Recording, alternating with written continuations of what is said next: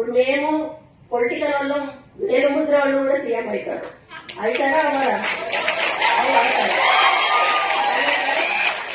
వాళ్ళు ఒక IAS officer కావాలంటే వాళ్ళు ఎంత శ్రమ పడితే గాని ఆ స్టేజ్కి వస్తారు. వాళ్ళు మా ముందు నిల్చొని నేను చెప్పింది వాళ్ళు వినాలి. అంటే రాజ్యాంగం రాసింది, అది మనం ఏం చెయ్యలేము. దీన్ని విమర్శగా తీసుకోవద్దు దయచేసి. దీన్ని ఎక్స్పోజ్ కూడా చేయొద్దు.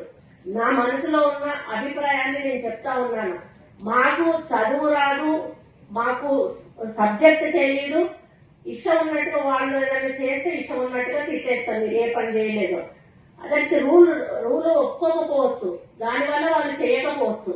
అట్లా అని అందరు అట్లా ఉండాలన్నాడు. కొంతమంది రూల్ పొజిషన్ ఉన్న చేయని ఆఫీసర్లు కూడా ఉంటారు, వాళ్ళు కొంత అడమెంట్ ఉంటారు. అట్లాంటి వాళ్ళని అనడంతో తప్పలేదు. కానీ ఎవరి పని వాళ్ళు చేసుకుపోతున్న వాళ్ళను మనం అప్పుడు కూడా డిస్టర్బ్ చేయొద్దు.